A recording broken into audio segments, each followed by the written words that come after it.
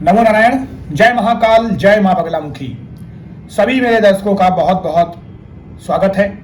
आशा करता हूं आप सभी लोग स्वस्थ होंगे, आपकी आध्यात्मिक उन्नति आगे बढ़ रही होगी। और देखिए, आज का मेरा वीडियो का टॉपिक है कि सबसे शक्तिशाली मंत्र कौन सा है। ये मुझे बहुत बार क्वेश्चन पूछा गया है और आप सब लोगों के दिलो दिमाग में एक बार तो ये जिज्ञासा जरूर आती होगी, क्योंकि ह्यूमन नेचर है कि कुछ चीजें हमें जल्दी मिल जाए, तुरंत मिल जाए। तो मंत्र सबसे शक्तिशाली कौन सा है? अगर आप गूगल सर्च मारेंगे तो कहीं कहीं पे हरे राम राम राम हरे हरे आएगा। कहीं पर आपको गायत्री मंत्र दिखाई देगा कि गायत्री मंत्र बहुत पावरफुल है, और कभी कई जगह पे नमः शिवाय या महामृत्युंजय मंत्र भी आएगा। तो गूगल, सबसे पहले आपको ये जानना होगा, कोई भगवान नहीं है। गूगल पे जो लोग लिखते हैं वही गूगल दिखाता है। तो गूगल क्या कह रहा है उससे मतलब नहीं है। यहां पर हम टॉपिक की बात कर रहे हैं कि कोई भी मंत्र जो सबसे शक्तिशाली है वो आपके सामने दिया जाए। सबसे पहले आपको यह समझना होगा कि कोई भी मंत्र जिसको आप करना चाह रहे हैं, जो शक्तिशाली है, वो बिल्कुल उतना ही शक्तिशाली है जितने शक्तिशाली आप हैं। क्योंकि मंत्र सिर्फ शक्तिशाली होने से काम नहीं होता है। अगर आपके अंदर वो शक्ति नहीं है जिस मंत्र को आप जागृत कर पाए, उस मंत्र को आप संभाल पाए, तो वो मंत्र आपके लिए निरर्थक ही है। अगर इसे साधारण भाषा में कहें तो मंत्र एक तरीका का सिर्फ प्राणायाम ही है। मंत्र में कोई ध्वनि नहीं होती है, जैसा कि अधिकतर लोग समझते हैं। मंत्र साधना में मंत्र का कभी उच्चारण भी नहीं किया जाता है। किसी भी तरह की कोई ध्वनि मंत्र द्वारा उत्पन्न नहीं होती है। अभ्यास के द्वारा अपनी श्वास को मंत्र के अनुरूप जब हम क्रयबद्ध और लयबद्ध तरीके से करते हैं, तो वो श्वास मंत्र के अनुरूप एक निश्चित लय में बदलने से आपकी जब प्राण श्वास के द्वारा एक प्राणायाम के रूप में चलती है, तब वो मंत्र कहलाता है। जिसे एक तरीके से हम मानसिक जाप भी कह सकते हैं, प्राणायाम भी कह सकते हैं। ये बहुत अभ्यास हो जाने पर ही होता है। मंत्र जब सिद्ध हो जाता है तो स्वतः आपकी सांस पर चलता है, और इसी स्थिति को हम अजपा जप कहते हैं। जप के जो प्रकार होते हैं उसमें से अजपा जप है। और इसके उपरांत एक ऐसी स्थिति भी आ जाती है जब मंत्र आप चिंगारियों के रूप में अपने शरीर में प्रवेश करते देख सकते हैं, बाहर निकलते देख सकते हैं। तो हम कह सकते हैं कि आप स्वयं ही मंत्र रूप हो गए हैं।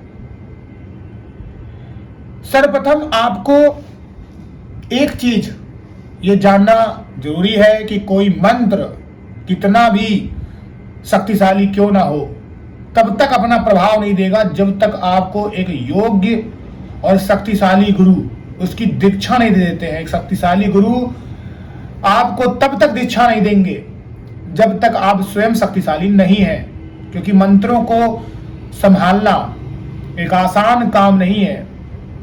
जिस तरीके से आप अपने गुरु को परखते हैं, आपका गुरु भी आपको परखता है। जब आप उस मंत्र को संभाल नहीं पाते हैं तो आपका शरीर फिर मंत्र की ऊर्जा के कारण अलग अलग तरीके से व्यवहार करने लग जाता है, और उसके बाद आप शिकायत करते हैं कि मेरे साथ ये हुआ, मेरे साथ ये हो रहा है। कभी कभी ऐसा भी देखा गया है कि बिना मंत्र दीक्षा के आप कुछ समय के बाद अपने आप को अस्वस्थ महसूस करेंगे। बहुत से ऐसे मैंने केस देखे हैं कि जो बिना सोचे समझे कोई भी मंत्र उठा के करने लग जाते हैं, जैसे अप्सराओं का, जैसे किसी भी प्रकार की योगिनियों का, या फिर गंधर्वों का, यक्षिणियों का।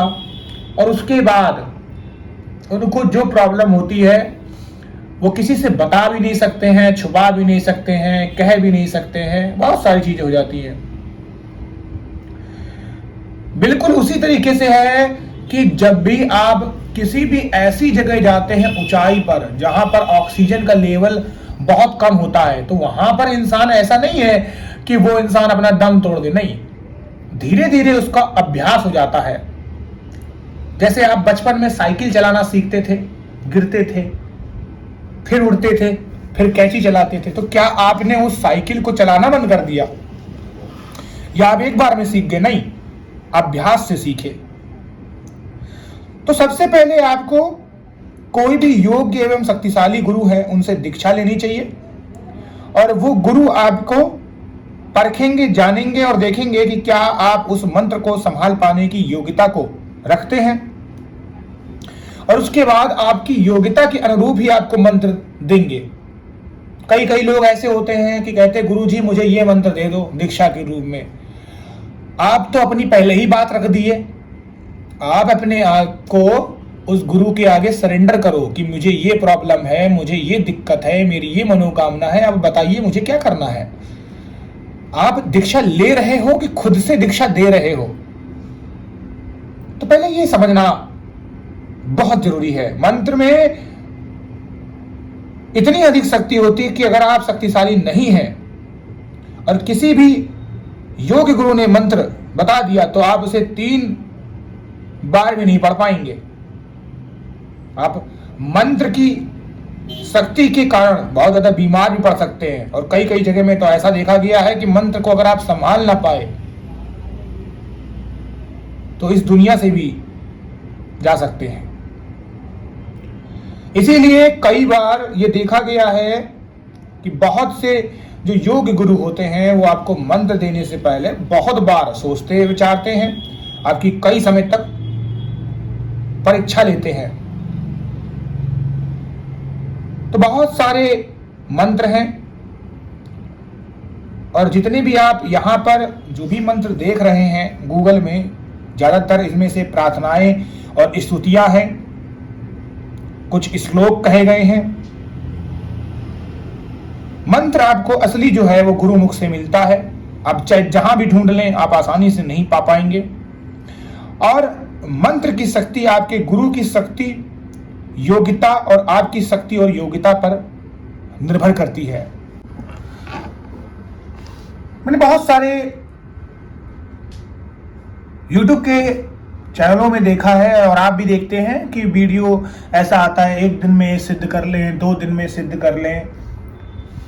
एक्चुअली क्या होता है कि ये 1-2 दिन की जो भी बात होती है इसको लोग जल्दी पसंद करते हैं, लेकिन वास्तविकता तो यही है कि जब तक आप उस योग्य नहीं हो जाते हैं तो मंत्र 1 दिन क्या 200 दिन में भी सिद्ध नहीं होगा। पहले आपको ही ये तरीका अपने अंदर अपनाना होगा, आपका आचरण सही होगा, आपकी योग्यता सही होगी तो मंत्र काम करेगा, 100% काम करेगा। और कभी कभी आपके तरीके सही होते हैं, आपका अनुशासन है, आपका व्यवहार सही है, आपके कर्म सही है तो मंत्र 1 दिन में भी काम करता है। और वो वाकई में वो मंत्र की शक्ति नहीं होती है, वो आपके आचरण की शक्ति होती है। क्योंकि इंसान के शरीर के अंदर देवी देवता राक्षस मनुष्य सब प्रकार का आचरण है। आप क्या चाहते हो वो चीज आपके एक्शन पर निर्भर करती है। जैसे ही आप एक्शन करेंगे वही चीज सबसे ज्यादा आपके सामने निकल के आएगी, वही गुण निकल के आएगा, वही अवगुण निकल के आएगा। तो यह है मंत्र को सिद्ध करने का तरीका, जागृत करने का तरीका। किसी भी जगह में ऐसा लिखा हुआ है कि 1 दिन में सिद्ध हो, 2 दिन में सिद्ध हो, यह कुछ हद तक सही भी है और गलत भी है। गलत यह है कि मंत्र ऐसे नहीं होता है, और सही यही है कि जब तक आप सही नहीं हो जाते हो तब तक वो मंत्र बिल्कुल भी काम नहीं करेगा, और आप शुद्ध हैं तो मंत्र काम भी करेगा। तो तरीके वही है। आप सभी लोगों को कल्याण हो। नमो नारायण। जय महाकाल, जय मां बगलामुखी।